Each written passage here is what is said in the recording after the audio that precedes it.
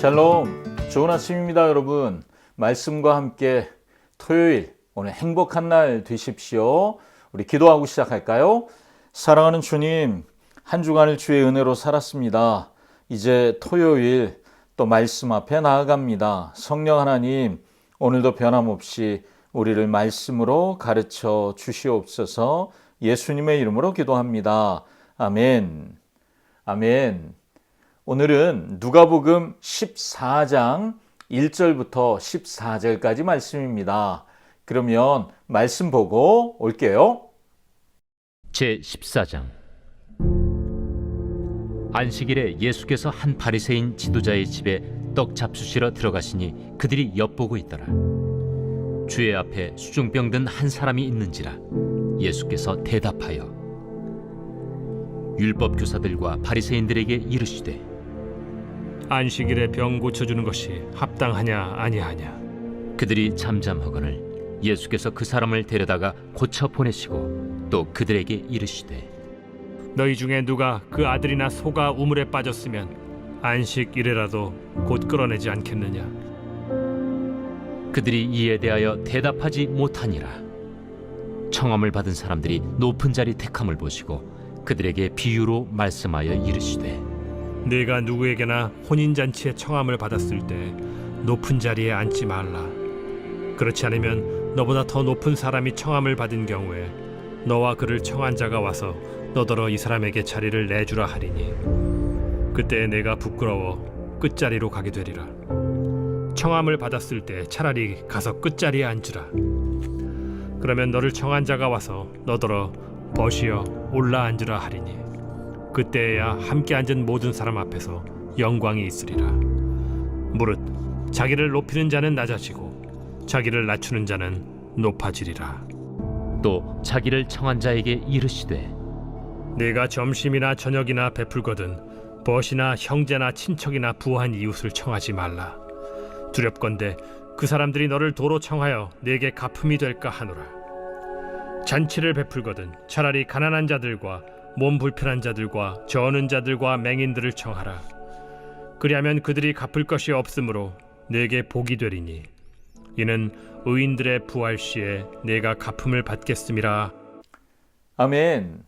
오늘은 말씀이 두 부분으로 나누어 생각해 볼 수 있을 것 같아요. 첫 번째 부분은 1절부터 6절까지 말씀이고요. 예수님이 수종병을 앓는 한 사람을 고치시는 장면입니다. 그런데 이 일이 안식일에 있었죠. 예수님께서 안식일에 음식을 잡수시러 바리새파 사람 한 사람의 집에 가셨습니다. 그런데 그들이 예수님을 지켜보고 있었어요. 예수님 앞에 수종병 걸린 환자 한 사람이 있었거든요. 이 수종병이라는 게 뭐냐 하면 복부에 물이 차는 거예요. 그래서 몸이 붓는 그런 병입니다.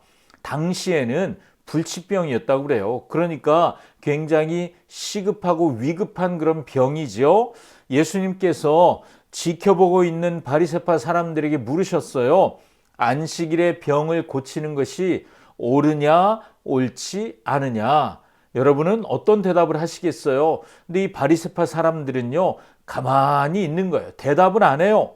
왜요? 그들이 잠잠하는 이유는 예수님께서 안식일에 병자들을 고치시니까 병자를 고치실 것으로 예상하고 그걸 트집 잡아 예수님을 제거하려고 하는 목적으로 지켜보고 있는 거죠. 그런데 예수님은 그들의 악한 의도를 모르셨을까요? 아시죠. 그들의 악한 의도를 아시지만 그 수종병 걸린 환자를 고쳐주십니다. 어제 우리가 말씀 묵상하며 생각했죠. 예수님이 좁은 문으로 들어가라고 하셨잖아요. 오늘도 예수님은 좁은 문으로 먼저 들어가는 것이 무엇인지를 보여주고 계십니다. 예수님께서 17절부터 11절 그리고 12절부터 14절은 잔치에 대한 이야기거든요. 먼저 11절까지 말씀은 잔치에 초청받은 사람들이 길을 쓰고 높은 자리에 앉으려고 하는 걸 예수님이 보셨습니다. 그리고 비유를 들어 가르치기 시작하셨죠. 한마디로 낮은 자리에 앉아라 이런 말씀이죠. 네가 혼인잔치에 초대받거든 높은 자리에 앉으려고 기를 쓰지 말아라. 네가 초대를 받았으면 맨 끝자리에 가서 앉아 있어라. 너를 청한 사람이 와서 아유 왜 거기 앉아 계십니까? 이리 올라와 앉으십시오 라고 분명히 초대할 것이다 이렇게 말씀하시는 거예요. 그래서 예수님이 11절에 유명한 말씀을 하세요. 누구든지 자기를 높이는 사람은 낮아지고 자기를 낮추는 사람은 높아질 것이다. 예수님 말씀하시죠. 여러분 세상에서 가장 아름다운 자리가 어딜까요? 낮은 자리요? 아니요. 여러분 세상에서 가장 아름다운 자리는 자기 자리, 제 자리입니다. 제 자리는 어떤 자리일까요? 하나님이 나에게 주신 자리지요. 하나님께서 나에게 허락하신 그 자리가 가장 좋은 자리이고 가장 영광스러운 자리입니다. 지금 나의 자리, 나의 사명, 나의 부르심의 자리를 여러분 갖고 계십니까? 그곳이 가장 좋은 자리, 가장 영광스러운 자리인 줄 믿습니다. 나는 나의 자리에 만족하고 그리고 주님 주신 자리로 인정하고 있으십니까? 주님이 주신 자리인 줄 알고 만족하는 것, 이것이 주님을 높이는 은혜가 아닐까요? 그런가 하면 예수님은 높고 높은 자리에 계셔야 분이시잖아요. 그런데 낮고 천한 자리를 선택하시고 내려오셨죠. 왕이 종이 되셨습니다. 예수님은 충분히 섬김받으실 분이죠. 그런데 오히려 늘 섬기는 자리에 계셨지요. 마지막 순간에 예수님은 세상에서 가장 아름다운 자리를 선택하시죠. 그 자리가 어디예요? 십자가였습니다. 여러분, 예수님이 그 자리를 선택하신 것, 그것이 제 자리를 선택한 모범이 되시죠. 좁은 문으로 들어가는 그 은혜가 그 속에 있는 것입니다. 그러니까 여러분, 우리가 예수님이 찾으시는 그 자리에 있어야 할 줄 믿습니다. 누가복음 14장 12절부터 14절까지는 예수님께서 자기를 초대한 바리새인에게 앞으로 잔치에 누굴 초대해야 할지 가르쳐 주세요. 가난한 사람들, 몸이 불편한 사람들, 그리고 앞 못 보는 사람들, 이런 사람들을 초대하라고 하시는 거죠. 예수님은 사람을 어떻게 보시냐 하면 사랑의 눈으로 보세요. 그래서 사회적인 약자들을 오히려 초대해서 섬기는 사람이 되어라 이렇게 말씀하고 계시죠.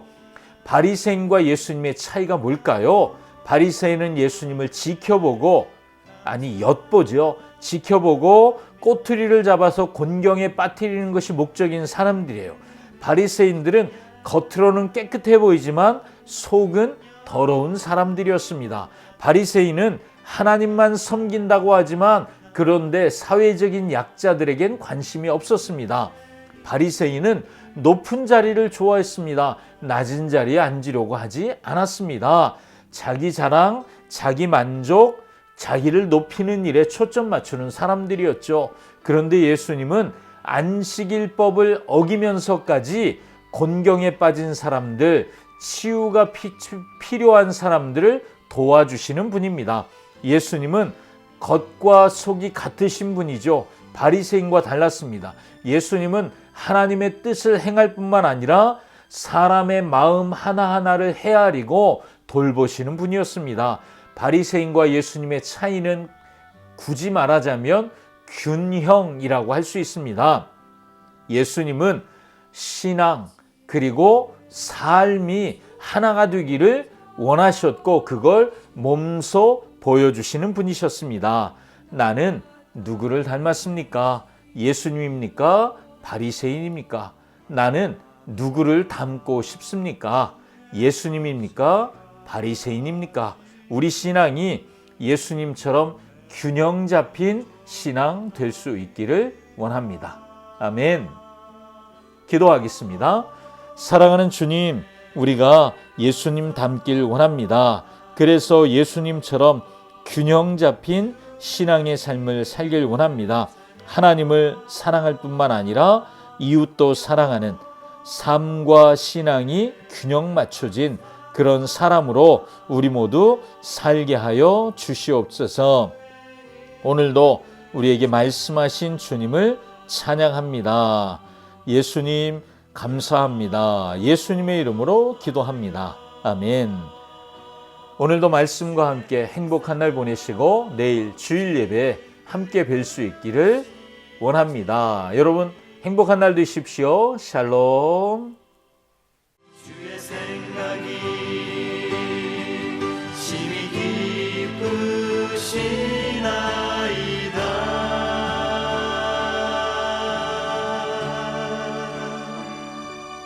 아침에 주의 인자하심을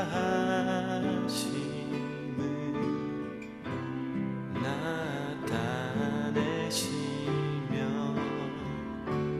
밤마다 주의 성실하심을